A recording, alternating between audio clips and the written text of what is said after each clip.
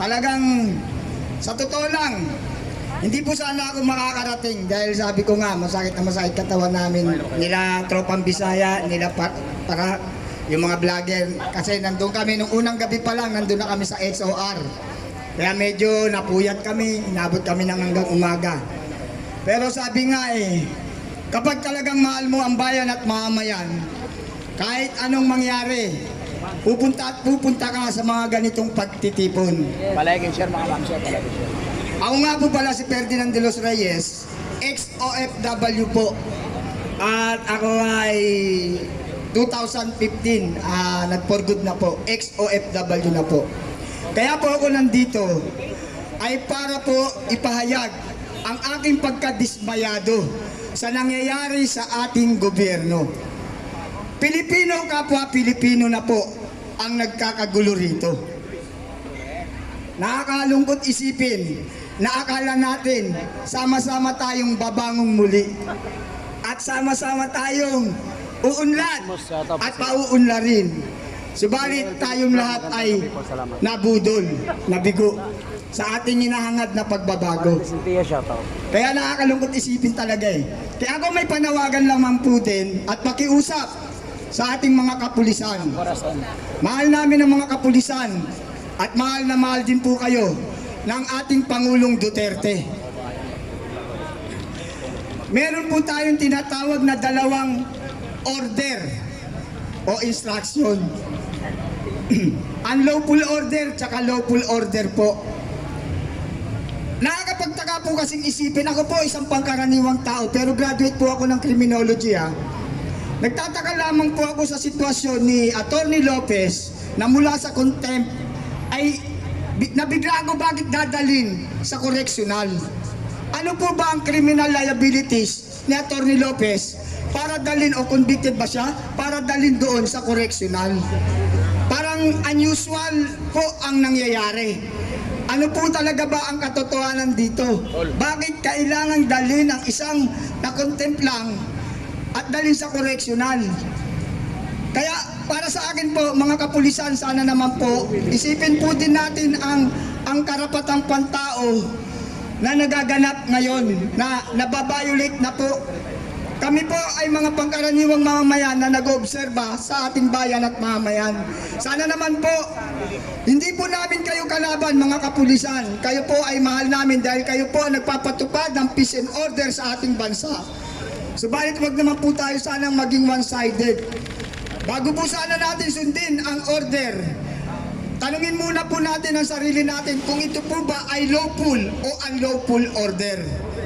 Para naman po na hindi naagrabyado ang human right ng bawat mamamayang Pilipino. Isa pa po, alam nyo, talagang sobrang abuso nangyayari sa ating bansa.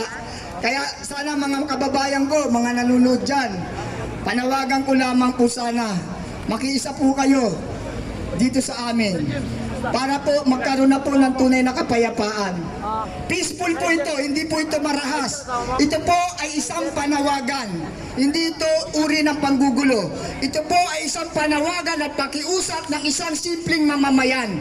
Dahil sobra na po ang kahirapan at wala na pong inatupag ang ating mga congressman, senador, kundi sa Quadcom na yan, na wala naman pong mapapala ang mga mamamayan dito. Nakakalungkot isipin, wala na kayong oras para sa amin. Ang oras nyo na sa mga Duterte na. Masyado na po itong political.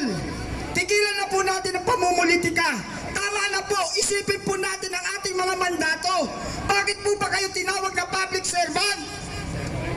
Kayo po ay mga lingkod ng mamamayan. Hindi po kayo lingkod ng Pangulong BBM. Kaya sana po, ito po ay isang pakiusap at panawagan. Tigilan nyo na po ang Quadcom investigation na yan. Dahil wala pong mapapala ang mamamayan dyan. Tama! Intindihin nyo po ang pagtaas ng kuryente, ang pagtaas ng tubig, ang pagtaas ng bigas, ang pagtaas ng mga bilihin. Yan po ang atupagin nyo dahil makikinabang kami dyan. Ano ang mapapala namin sa Quadcom? May papakulong nyo ba si President Duterte? Hindi rin!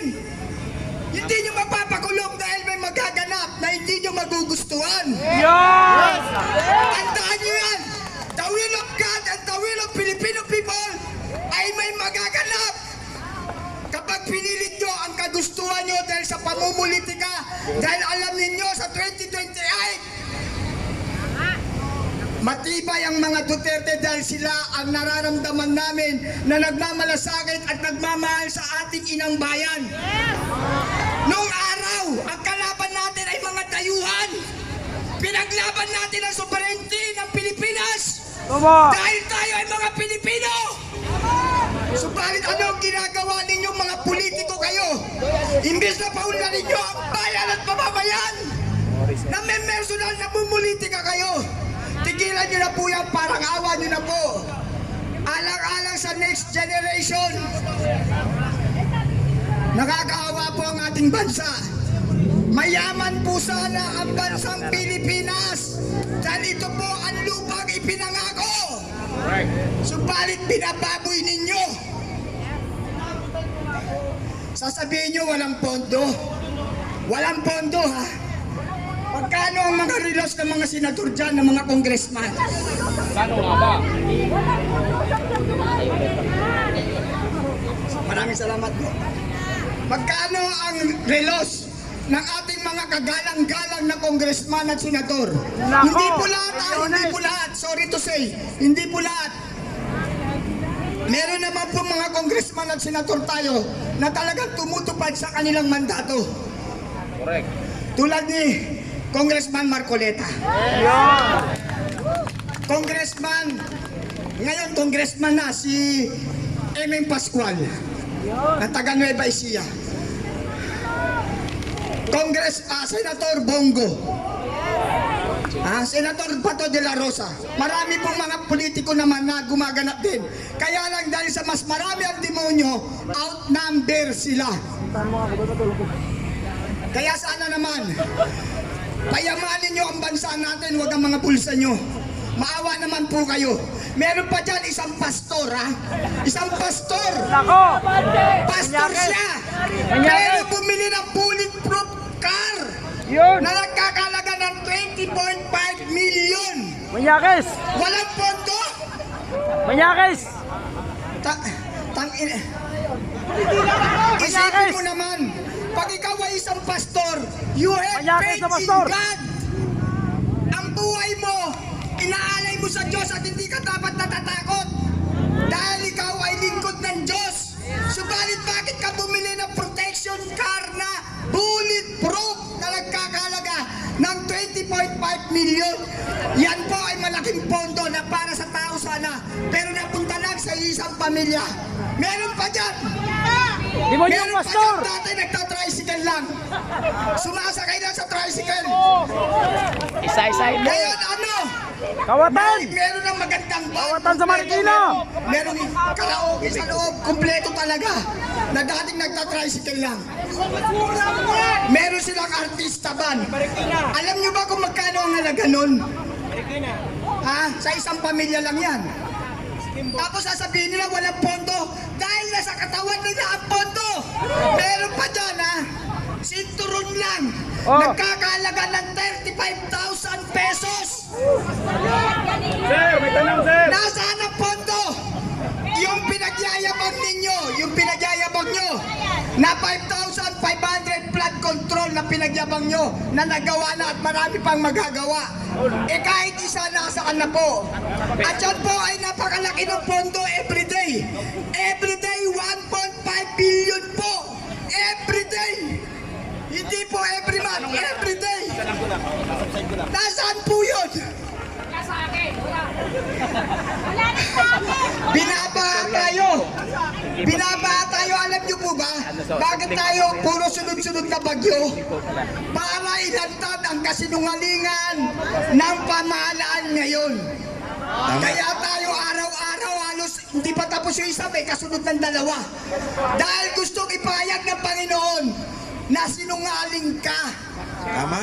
Dahil kung totoo may 5,500 flood control, dapat wala tayo tayong pagbaha ngayon. Ilocano at Kawatan. At Brother Perdi, Yes, sir. dahil na-trigger mo ang galit ng mamamayang Pilipino, Yan. meron pong magtatanong ngayon. Sige, magtanong ka kapatid. Meron tayong strawberry at pineapple. Sige po, magtanong po kayo. Malaya po kayong magtanong. Meron po tayong freedom of speech and freedom of expression. Batas po yan. Ayan, isang magandang gabi sa iyo kapatid. Sa dami-dami ng mga binanggit mo, mga milyones na pera, ito po ang tanong, saan galing yun? Yun ang malaking tanong. Yun ay galing sa atin din na mga mamamayan. Yun, tama. Galing yan sa mga buwis natin na binabayaran. Hindi nila pera yan. Yes, ang OFW, sektor po ako ng OFW. Ako po ay OFW advocates ng mga distress natin. Internationally po.